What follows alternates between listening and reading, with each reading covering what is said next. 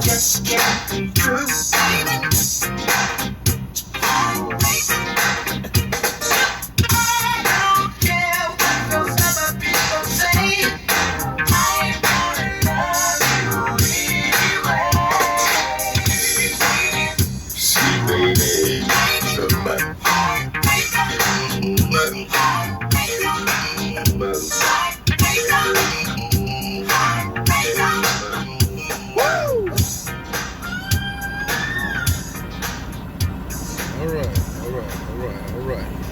Yep, y'all know me. Got that old school in there. What's up? It's your brother. And hopefully your friend, Big Hill. Rock Quasi in the building. Each one teach one. So, this video here is about, the other day. When was this? I think it was last year. No. Shit, a couple of days ago. I don't remember exactly when. Anyway, I made a post on my Facebook page and I just kind of put up, I need a couple of subjects to talk about. And one of my Facebook friends, shout out to Capital R, my one of my comedic brothers into comedic science.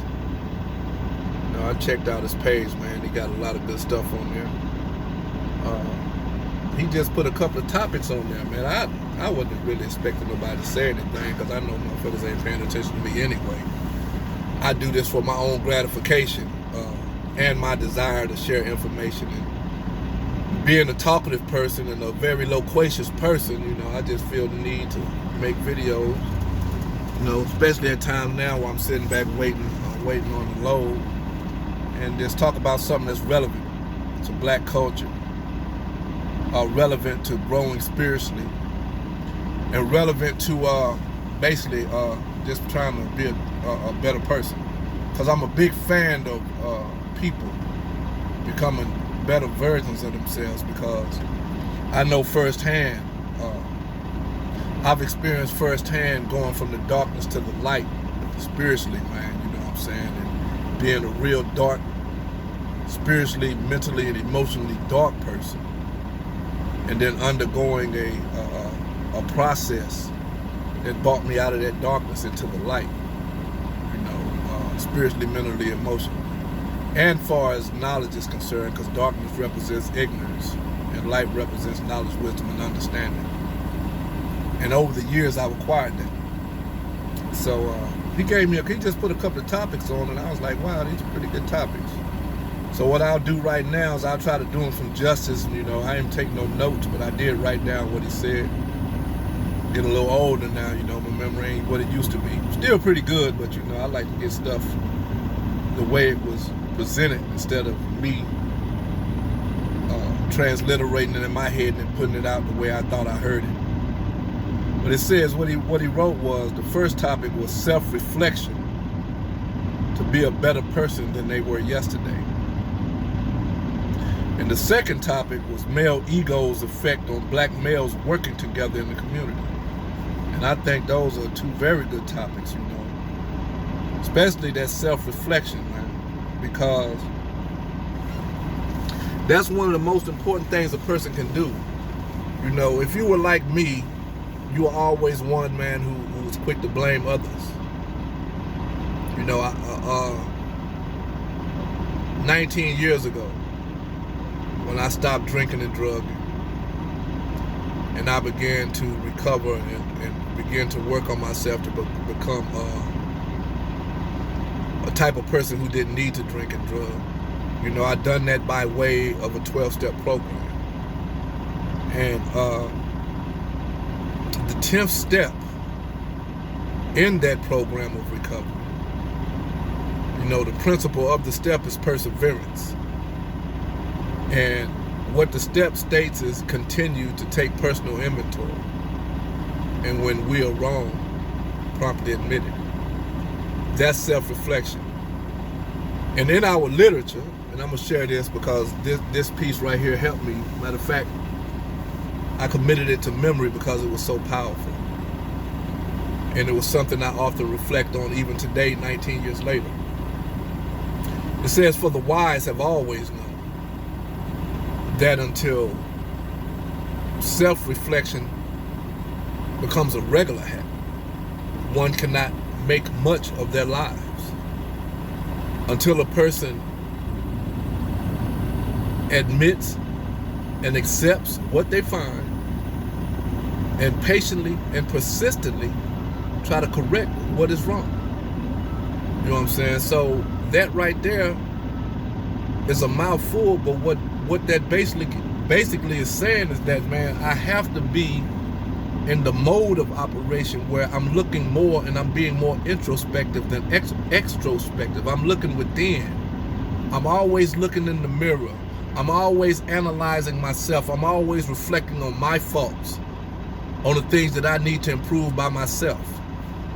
As a brother on the internet, he often says, be the change that I want to see in the world. And that's what I try to do, man. You know what I'm saying? Because even though I've made a lot of progress in my life, I'm still not a perfect individual.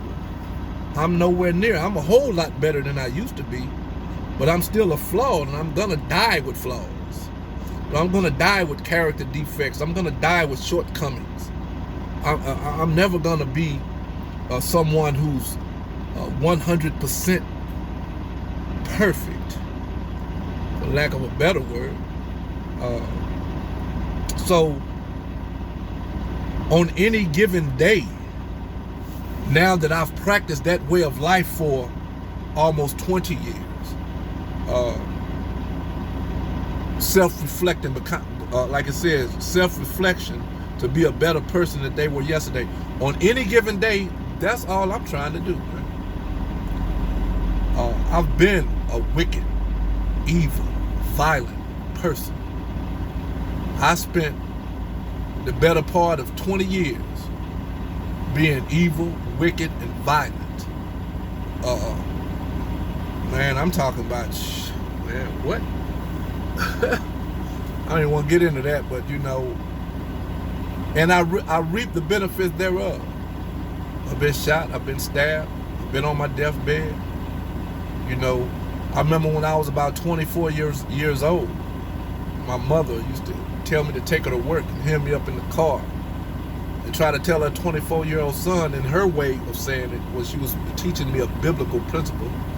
Or I would say it's biblical, but it transcends religion. It's a spiritual principle. She was trying to teach me about karmic debt. Her words was, son, that stuff you doing out there in them streets gonna come back and slap you in your face so hard you ain't gonna know which way it came from. Do you hear me, Christopher? And me just being, you know, ignorant, don't want to, you know, yes, ma'am, I hear you. Oh, do you hear me? Yes, ma'am, I hear you. Just kind of blowing it off, hearing it but not hearing it but not taking heed, like most ignorant young folk do when someone of wisdom, knowledge, and understanding try to give them bits and pieces of information that it would behoove them to take heed to. I was the typical young nigga that just didn't want to hear it. And it took me another 11 years of my life until I was about 35, and I ended up flat on my back in Memphis, Tennessee, ass out, before I heard that voice and I got the message.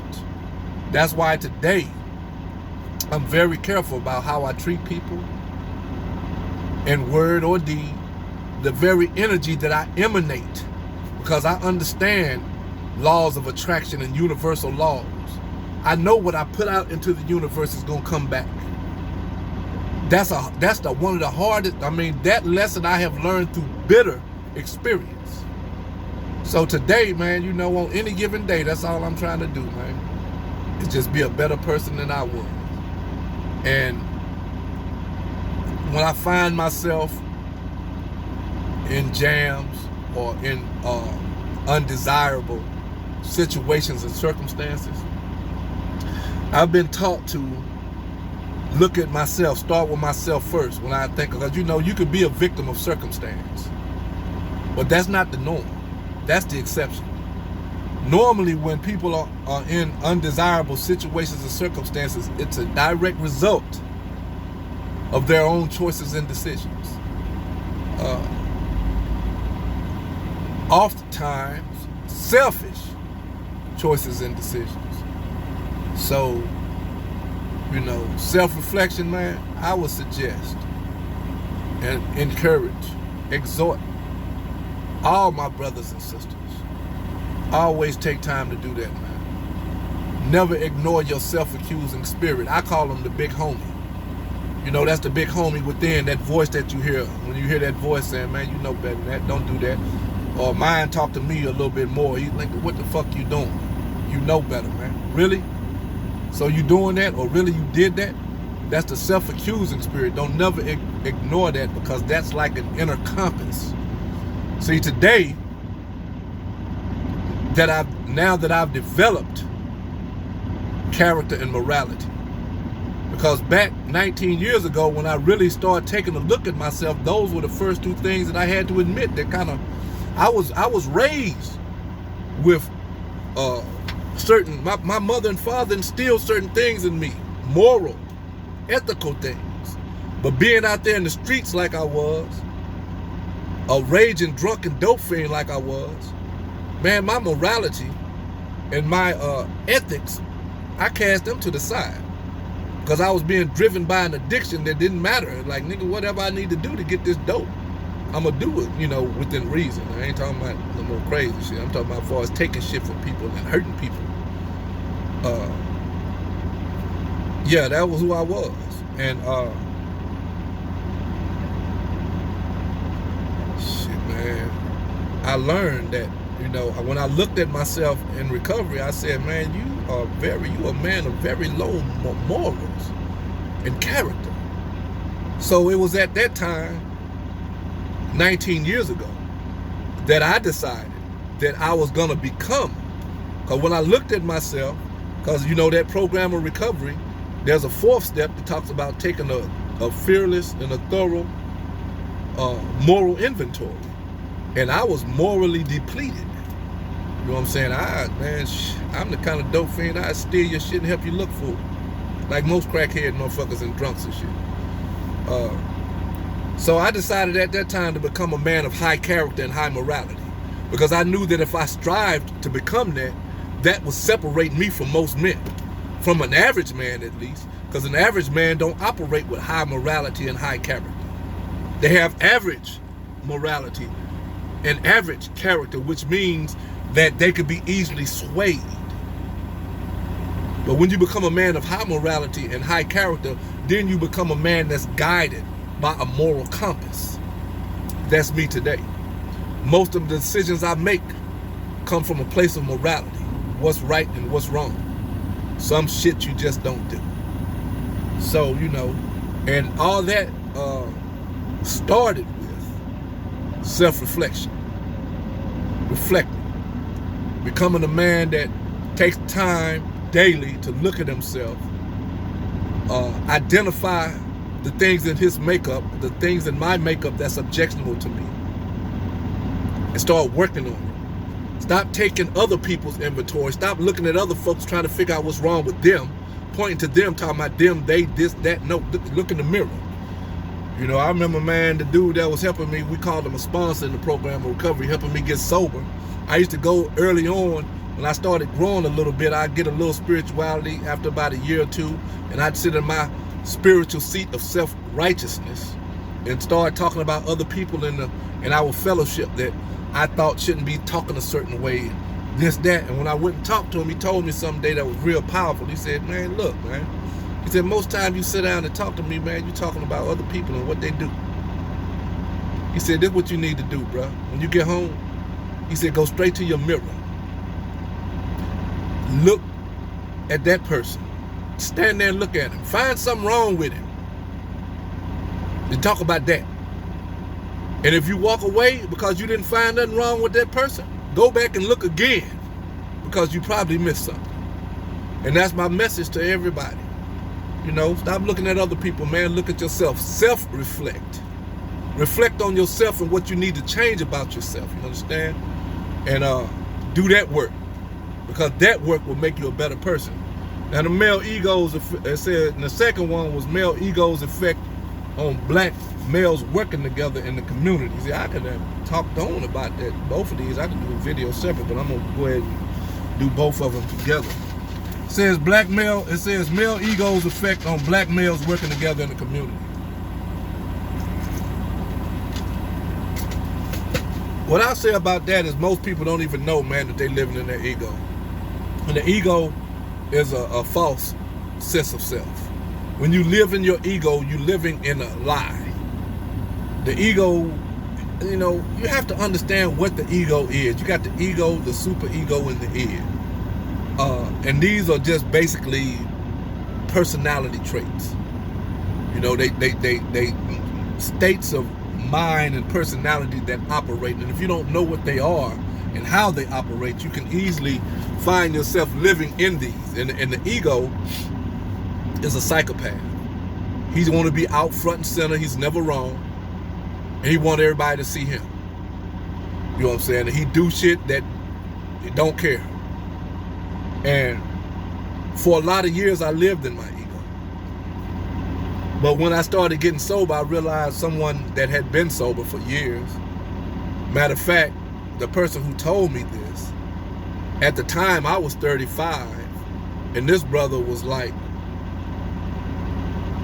29 or 30, but he had been sober for like 10 or 15 years, like 10, 11, 12 years. Started real young. So my ego at the time, when he started telling me this, my mind was like, I'm older than you, what can you tell me?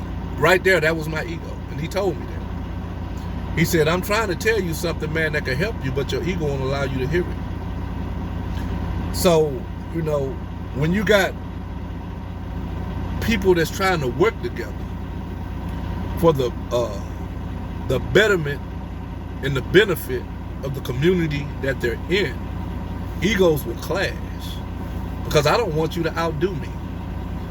I have no humility. I don't know how to humble myself. So anything that you do that's an affront to my ego, I'm going to take it personally. If we do some work together and somebody notice your work and don't notice mine, then I'm going to get offended by that. And right then, when I come at you, I'm going to come at you with this sense of animosity because I wasn't noticed about, I think in some kind of way that biblical story of Cain and Abel, you know what I'm saying, how both of them presented something to God, and then God chose one of them's offering over the other, and then Cain slew Abel. That was his ego. How could you not accept my offering? But anyway, I ain't want to go biblical on you, but yeah, that's the principle. That's one of the principles of that story, is how the ego can make you do things, you know what I'm saying? So when you're trying to work together for the benefit of the whole, and the ego is in the way, it's going to be very little progress, because there's always going to be a clashing, especially with men, because men egos are fragile, man. That's why I stopped living in mine. I noticed that, man, when somebody says something to me that not true or it's true, I'm insulted just because you talked about me, whether it's true or not. So what I had to learn how to do was stop living in my ego. That's why when people come for me and they think, and I know that they don't know anything about me, so what I just go to, like, I'm like, okay, man, what I'll do, I'll go ahead and let you attack who you think I am. Go ahead and say what you need to say about whoever you think I am, because I know that who you're talking about is not the true me, because you've never sat down and talked to me. You really don't know me. So I don't need to be getting upset about you insulting me, the me that you don't know. Now, if you want to get to know me, come sit down and talk to me. You know what I'm saying? And I have to do that, because if I don't do that, then my ego won't allow me to sit back and let you do what you do. You know, ego, man, it's ego and pride. It's like the flip side of the same coin. Most egotistic people are prideful, and most prideful people have a big ego. So, man, you can't make progress in the black community. Brothers can't get together and work when you allow your ego to wag your tongue, when you allow your ego to be the forerunner of your thoughts, your choices, and your actions. You know what I'm saying? When all that's been driven by the ego, what's undergirding that is a false sense of self. You know, you're doing it for the wrong reason. You're doing it for your benefit instead of the whole. If my ego was in play, I'm not doing it because I want to help you. I'm doing it because I want the recognition. You know, let me go back to the scriptures one more time. You know, that guy, what's his name? Yeshua, commonly known as Jesus, said, man, don't do your alms before men. And what he means is that when you do something for somebody, man, don't do it to be seen. That's the ego. You know, I want y'all to see me helping somebody, so I'm going to go to a homeless person and feed them and then turn my camera on so y'all can see it. That's the ego. Even though you might be helping this guy by feeding him, why do you feel the need to let the world see it? To serve your ego. And ego is a dangerous thing, man. The ego has gotten a lot of people hurt and a lot of people killed. And at 54 years old, soon to be 55 in March, I'm grateful that I have taken enough time to study and reflect on how the ego operates within myself. That way I can see it in others, and I can prevent myself from being drawn in when somebody comes to me on an ego trip. Go ahead, man. I see what's at play with you. See, that's knowledge and wisdom and understanding right there. Oh shit. Hold on, gotta pause.